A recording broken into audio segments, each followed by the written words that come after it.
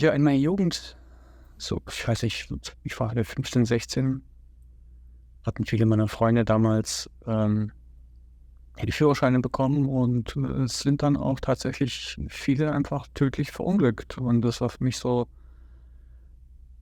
das waren so Erlebnisse, da wurde mir halt bewusst, ja, dass das Leben endlich ist und eigentlich morgen vorbei sein kann. Und das war für mich so ein bisschen der Antrieb, nach einem höheren Sinn zu suchen. Und, ja, ich habe mich dann auf die Suche begeben und habe halt geschaut, ob ich irgendwo Antworten bei den Weltreligionen finde.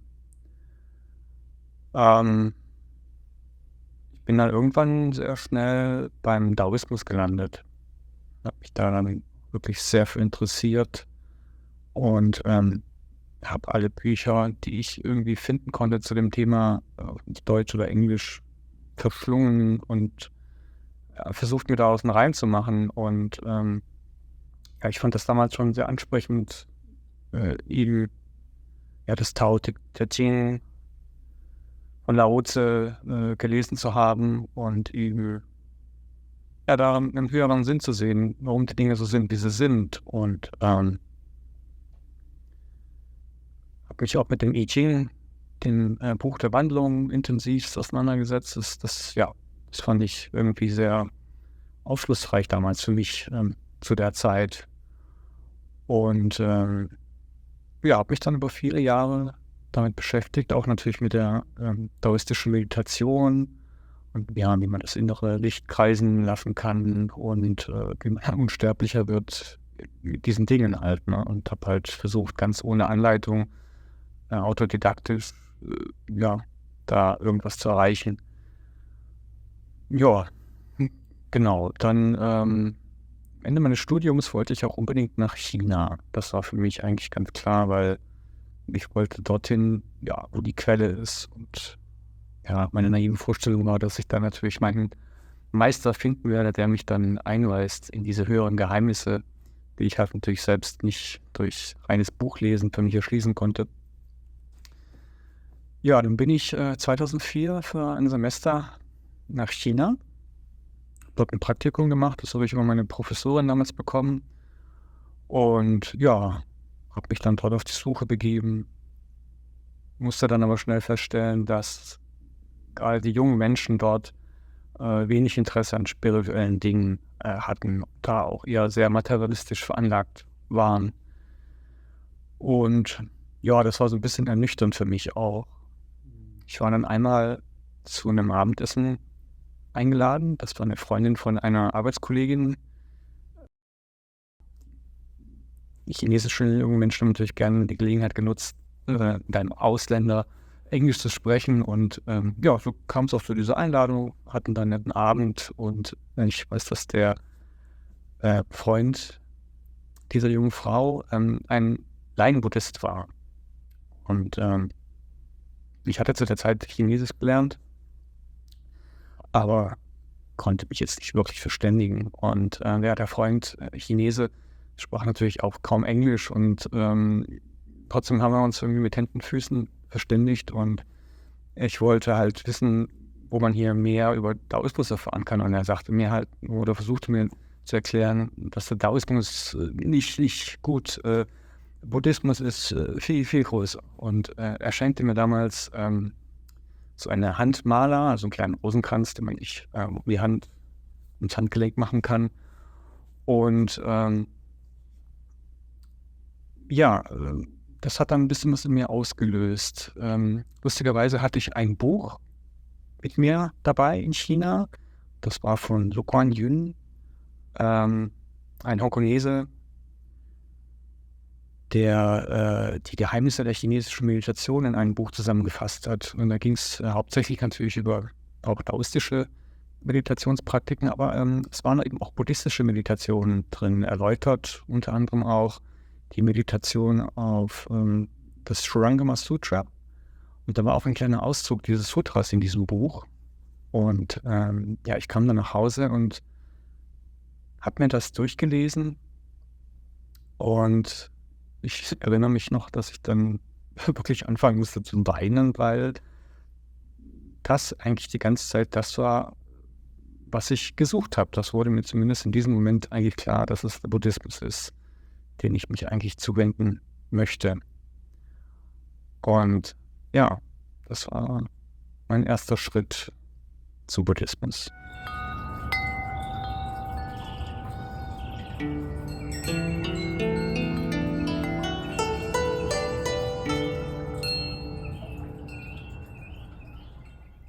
Als ich dann wieder in Deutschland war, war für mich halt klar, jetzt muss ich den Buddhismus studieren, wusste aber erstmal gar nicht, wo fange ich jetzt an?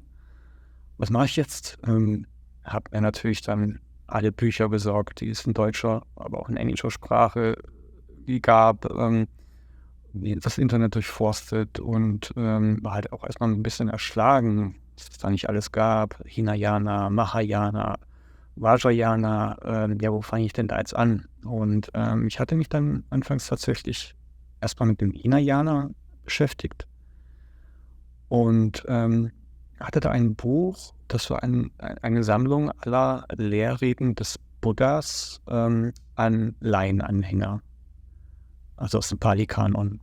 Und das war ein richtiges Buch. Und ich habe mir dann diese Suttas eben durchgelesen, studiert, auch versucht für mich natürlich Dinge rauszuziehen, die ich jetzt in meinem Alltag irgendwie integrieren kann. Und also es ging halt da hauptsächlich darum, natürlich die Befreiung für sich selbst zu erlangen. Und schnell wurde mir dann klar, dass es das noch nicht war, was ich eigentlich will. Und so war es dann eben die natürliche Konsequenz, dass ich mich anfing, doch auch mit den Mahayana-Sutras zu beschäftigen, die da eben das Bodhisattva-Ideal haben, eben nicht nur die Erleuchtung für sich selbst zu suchen, sondern halt auch für alle anderen Wesen und ihnen praktisch zu helfen, sich selbst zu befreien. Und so habe ich mir dann alle Mahayana-Sutras besorgt, die ich halt irgendwie in deutscher oder englischer Sprache finden konnte und habe halt diese Sutras studiert. Und das hat mich natürlich viel mehr angesprochen.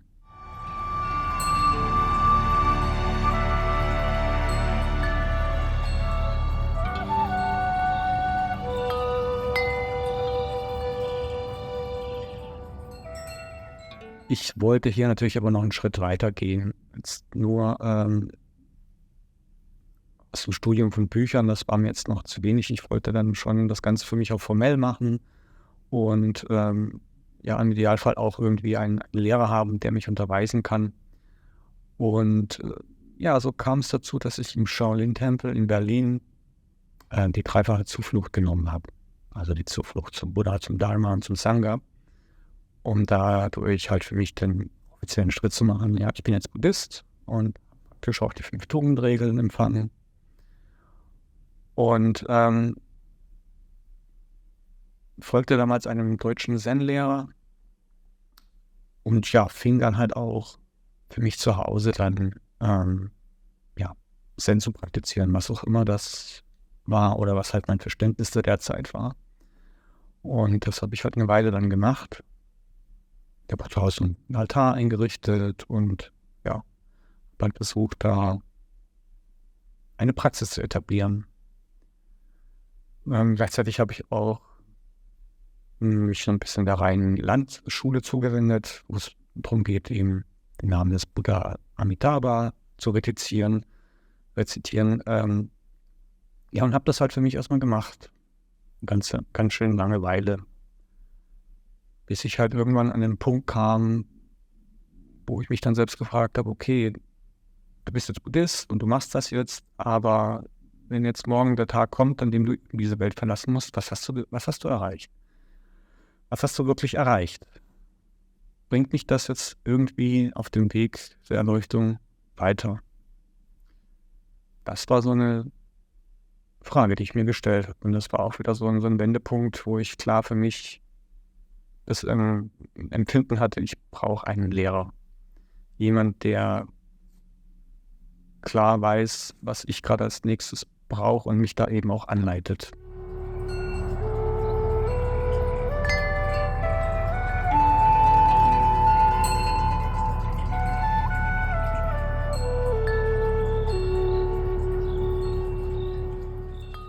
Also habe ich wieder gesucht. Wie findet man einen Lehrer? Hm, Wie könnte der aussehen? Wo sucht man so einen Lehrer?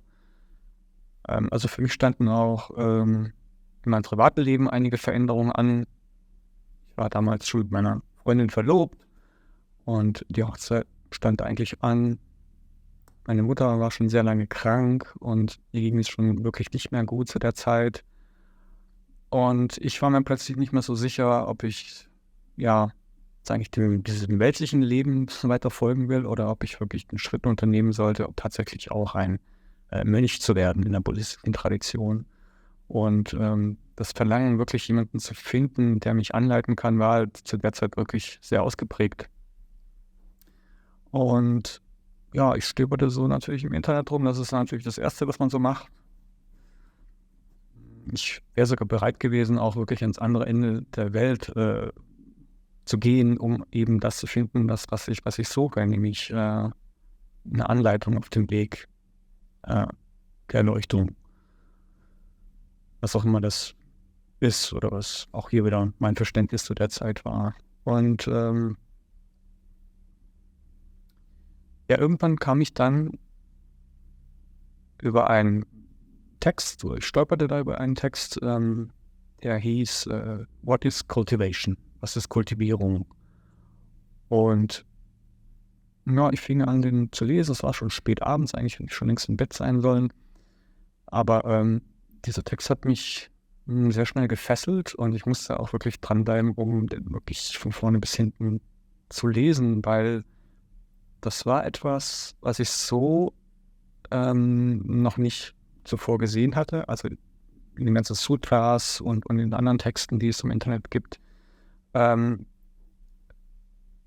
war irgendwie eine andere Qualität. Und ich wusste, das ist jetzt irgendwie was anderes. Und der Autor oder der Text war von seiner Heiligkeit Drügyang Buddha III., von dem ich zu der Zeit noch nichts gehört hatte und auch nichts kannte.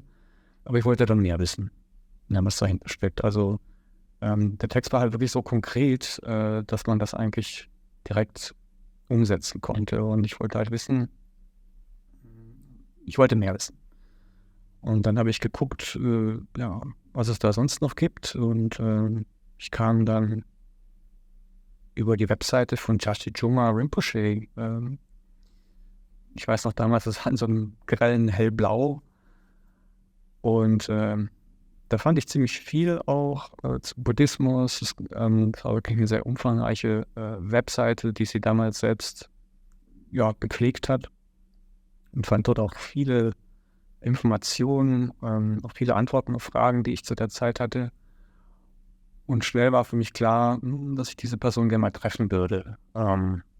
Tashijuma lebt in Kalifornien. Das war damals so. Und ich habe dann mit meiner Verlobten damals gesprochen, dass ich jetzt diese Person mal treffen müsste, um für mich so ein paar wichtige Fragen zu klären. Und eine der wichtigen Fragen war eben, möchte ich diese Heirat überhaupt oder dieses weltliche Leben noch weiter fortführen oder möchte ich mich jetzt wirklich voll und ganz dem Buddhismus zuwenden, indem ich eben ein Mönch werde? Und meine Freundin, Verlobte damals, stimmte dem halt ein. Also ich wollte mir dann schon darüber klar werden, weil bringt das uns allen ja auch nichts. Und dann bin ich tatsächlich los nach Kalifornien zu Chashijuma Rinpoche.